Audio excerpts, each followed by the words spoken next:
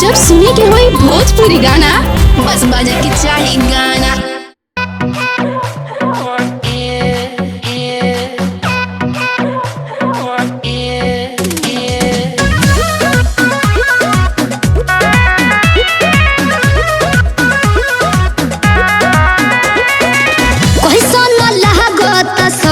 सितारा बालाजी देहे जा भावले बलम मोर प्यारा बालाजी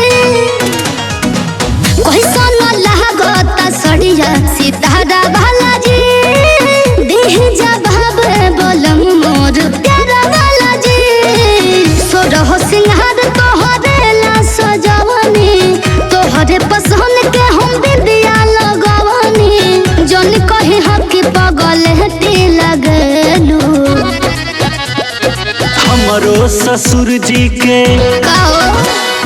हमरो ससुर जी के बेटी हो चॉकलेटी लगे। हमरो ससुर जी के बेटी हो चॉकलेटी लगे।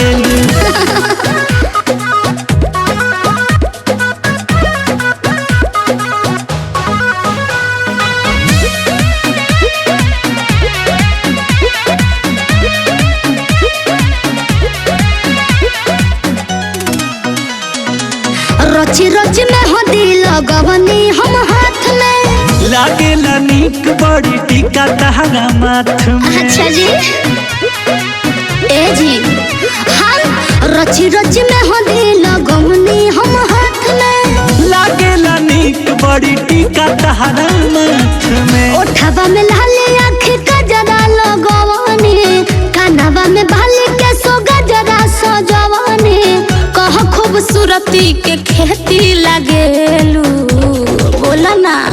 हमरो ससुर जी के अरे हमरो ससुर जी के बेटी हो चॉकलेटी लगे।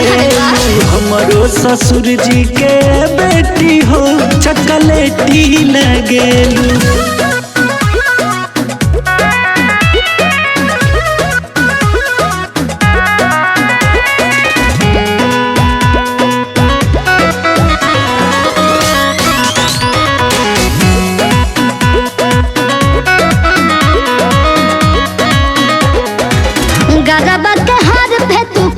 पिया गोर हो तोहरा जैसन दुनिया में केहू नहीं खे और हो। अच्छा ढेर मस्त मत लगाई ए जी गजबा के हाथ पे तू कर पिया गोर हो तोहरा जैसन दुनिया में केहू नहीं खे और हो। चंदन जतो बंसी हमर अंकुश राजा हाली से हम के तू धोला ना पाजा कह के जानो शिल्पा से तिल लगलो। हमरो ससुर जी के हमरो ससुर जी के बेटी हो चॉकलेटी लगे।